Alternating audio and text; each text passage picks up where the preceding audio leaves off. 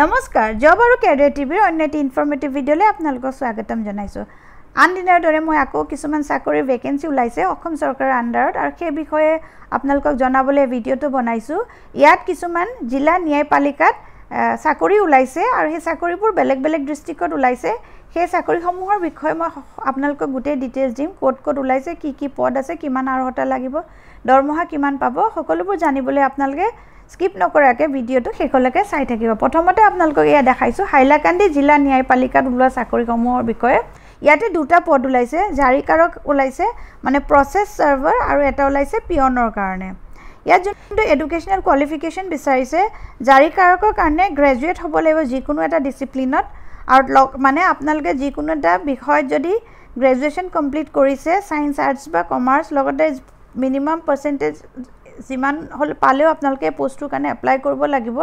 আৰু official language of আছামৰ knowledge লাগিব, মানে আপোনালোকে অসমীয়াটো ক'ব পাৰিব লাগিব। যোনটো চেলাৰী ইয়াতে দেখাইছে 14,000 পৰা 70,000লৈকে বুলি কৈছে আৰু GP হ'ব 5,200 per month along with other allowances admissible as per rule। আৰু পিয়নৰ কাৰণে যোনটো ওলাইছে তাতে কোৱালিফিকেশ্যন বিচাৰিছে 8 পাছ কৰিব লাগিব আৰু যদি আপোনালোকে 8, 9, 10, 11 পাছ কৰিছে তেন্তে এপ্লাই কৰিব পাৰিব। 12 পাছ কৰিলে কিন্তু আপোনালোকে এলিজিবল নহ'ব আৰু এখন সেল্ফ ডিক্লেৰেশ্যন চাৰ্টিফিকেট দিব লাগিব এপ্লিকেশ্যন ফৰ্মখনৰ লগত যে আপোনালোকে হাই ছেকেণ্ডেৰীত মানে 12 পাছ কৰা নাই বা ইকুইভেলেণ্ট কোনো পৰীক্ষা তাৰ ওপৰত পঢ়া নাই বুলি। চেলাৰী যোনটো হ'ব 12,000 পৰা 52,000 দেখাইছে, GP 3,900 per month along with other allowances। Age limit ইয়াতে লাগিব 18 years হ'ব লাগিব মিনিমাম আৰু মেক্সিমাম হ'ব লাগিব 40 years as of 01/08/2004 আৰু 3 বছৰ ৰিলেক্সেশ্যন থাকিব OBC আৰু MOBC কেণ্ডিডেটৰ কাৰণে, 10 বছৰ থাকিব in respect to person with disability and 2 years in respect of ex servicemen আৰু লগতে 5 বছৰ থাকিব SC আৰু SCৰ কাৰণে। এপ্লাই কৰা যোনটো প্ৰচেছ হ'ব সেইটো যোনখন আমাৰ আছাম গেজেট পাৰ্ট 9 ফৰ্ম আছে, ষ্টেণ্ডাৰ্ড ফৰ্মখন আপোনালোকে প্ৰিণ্ট আউটখন লৈ ল'ব লাগিব। তাতে গোটেইখিনি আপোনালোকৰ ডিটেইলছখিনি ফিল কৰিবলৈ 3খন recent passport size colour photograph ল'ব লাগিব, ছিগনেচাৰ কৰিব লাগিব উল্টা ফালে ফটোকেইখনৰ আৰু লগতে আপোনালোকৰ যি চাৰ্টিফিকেট আছে age proof, caste certificate, educational certificate, self declaration certificate, employment এক্সচেঞ্জৰ ৰেজিষ্ট্ৰেশ্যনৰ চাৰ্টিফিকেটখন আৰু PRC এই সকলোখিনি আপোনালোকে এখন এনভেলপত ভৰাই পেলাই এখন পঠাই দিব লাগিব। দ্য ডিষ্ট্ৰিক্ট এণ্ড ছেশ্যন জাজ Hailakandi, post office and PS police station district Hailakandi, pin 788151 আৰু পিন নম্বৰটো দিবলৈ নেপাহৰিব, নহ'লে আপোনালোকৰ এইখন ঘূৰি আহিব। এইটো এড্ৰেছটো ভালকৈ এবাৰ আপোনালোকে চাই ল'ব আৰু এনেকৈ যেনেকৈ মেনশ্যন কৰিছে তেনেকৈয়ে দিব। আৰু আৰু এনভেলপটোৰ ওপৰত আপোনালোকে কোনটো পোষ্টৰ কাৰণে এপ্লাই কৰিছে, প্ৰচেছ চাৰ্ভাৰ মানে জাৰিকাৰকৰ কাৰণে কৰিছে এনে পিয়নৰ কাৰণে কৰিছে, এইখিনি গোটেইখিনি দিয়া আছে, সেইটোত লিখি দিব লাগিব application for the post of জাৰিকাৰক আৰু লগতে বাকী এড্ৰেছটো দিব বা application for the post of peon in the office of the district and session court Hailakandi আৰু বাকীখিনি দিব আৰু বাই পোষ্টো পঠিয়াব পাৰিব বা তাতে এটা ড্ৰপ বক্স থাকিব, সেই ড্ৰপ বক্সটোত গৈ পেলাই আপোনালোকৰ এপ্লিকেশ্যনখন ড্ৰপ কৰি আহিব লাগিব আৰু নিজৰ ফোন নম্বৰ আৰু ইমেইল যদি আছে তেন্তে এইটো দিয়াটো মেণ্ডিটৰী হয়। ফোন নম্বৰটোতো আপোনালোকে দিবই লাগিব, তেতিয়া যিখিনি কৰস্পণ্ডেঞ্চ হ'ব ফোনেদি তেখেতলোকে আপোনালোকক কৰিব পাৰিব। আৰু লাষ্ট ডেট যোনটো হৈছে এইটো 31 আগষ্ট, 31 আগষ্টৰ 5টা বজাৰ ভিতৰত আপোনালোকে এইটো এপ্লাই কৰিব লাগিব। বাকী যোনখিনি এপ্লিকেশ্যনৰ লিংকখন আছে সেইখন বাৰু মই আপোনালোকক ডেছক্ৰিপশ্যন বক্সত শ্বেয়াৰ কৰি দিম, তাৰ পৰা আপোনালোকে ডাউনলোড কৰি ল'ব লাগিব। আৰু এইখন যোনখন হৈছে এডভাৰটাইজমেণ্টখন,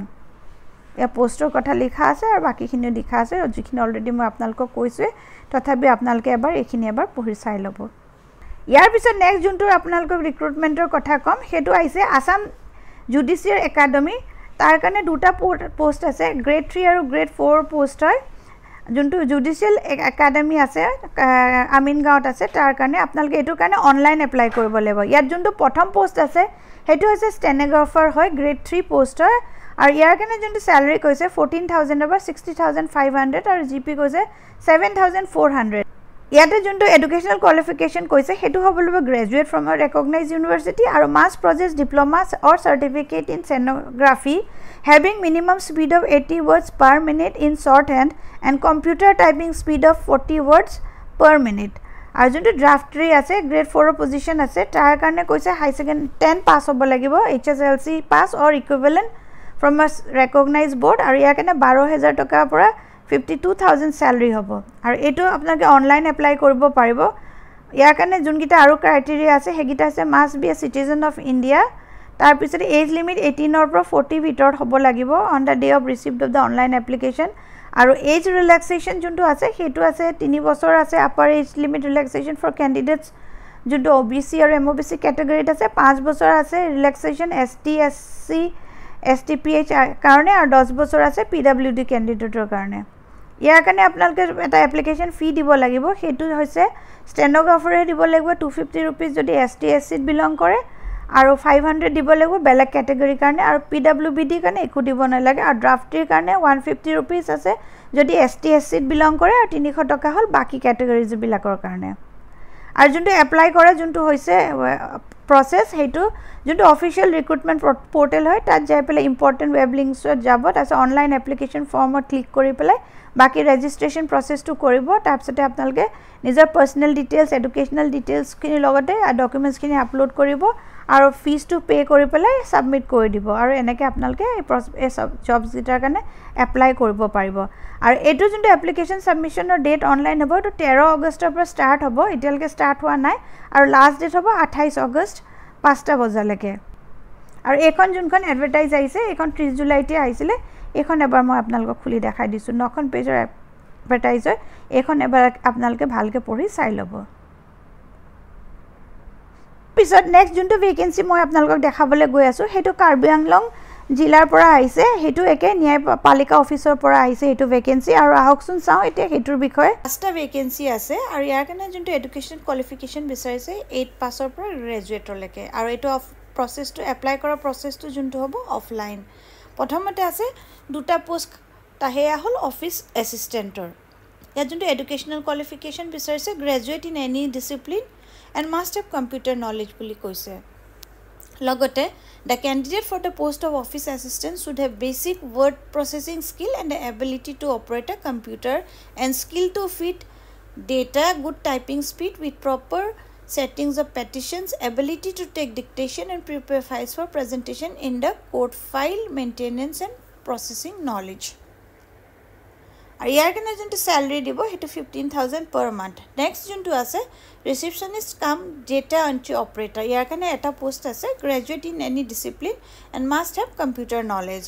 এই পোষ্টটো যোনটো হয় ৰিসেপশনিষ্ট কাম ডেটা এন্ট্ৰি অপাৰেটৰ তাৰ কাৰণে কৈছে excellent verbal and communication skill লাগিব word processing and data processing skills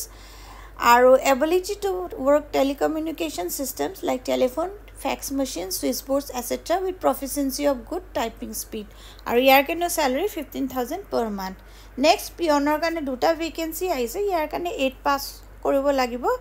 8 9 10 11 pass কৰিলে হল 12 পাস কৰিব নালাগিব আৰু ইয়াৰ কাৰণে যোনটো salary হ'ব আৰু এই পোষ্টটো যোনটো salary হ'ব হেতু 10000 rupees per month age limit 18 years হ'ব minimum or maximum 38 years লকে হ'ব in case of general category আৰু যদি upper age limit relaxation is 5 years for ST SC candidates and 3 years for OBC and MOBC candidate এটো যোনটো apply কৰা process হ'ব এটো অফলাইন কৰিব লাগিব আপোনালোকে গুটে যোনখিনি ডকুমেন্টস আছে আপোনালোকৰ এডুকেশন কোৱালিফিকেশনৰ কাষ্টত যদি আপোনালোকে আছে তেন্তে কাষ্ট সাৰ্টিফিকেট তাৰ পিছতে PRC जो registration certificate recent size photography और गुटे खिनी लोई पहले अपना लोग के अकाउंट photocopy कर बोले वो आटे से set self attest करी पहले ये गुटे testimonials खिनी बा documents खिनी अपना लोग के self attest कर बोला गे वो तार पिसोटे अकाउंट envelope पर भराए पहले ही खिनी अपना लोग के पठाई दी बोले वो Karbi Anglong district judiciary campus Diphu आरो ये तो on or before 5 August till 5 PM लेके আর যোনটো এড্ৰেছ হ'ব যোনটো আপোনালোকে লিখিব হেতু লিখিব chairman district legal service authority Karbi Anglong Diphu এখন হল এডভাৰটাইজমেন্টখন যোনখন 25 জুলাইত আহিছিলে এবাৰ মই এখন আপোনালোকক খুলি দেখাই দিছো ইয়াতে গুটে ডিটেইলছ খিনি মেনশন কৰা আছে আপোনালোকে এবাৰ এখন পঢ়ি চাই ল'ব পাৰিব আৰু যদি আপোনালোকে ইন্টাৰেষ্টেড আৰু এলিজিবল হয় তেন্তে পোষ্ট গিটাৰ কাৰণে এপ্লাই কৰি দিব আৰু আপোনালোকৰ কাৰণে ভিডিওটো হেল্পফুল হৈছে যদি ভিডিওটো চাই ভাল পালে লাইক এটা কৰি দিব আৰু ফ্ৰেণ্ডছ আৰু ফ্যামিলিৰ মাজতে শেয়াৰ কৰি দিব আকৌ এটা নতুন ভিডিও লৈ লগ পাম ধন্যবাদ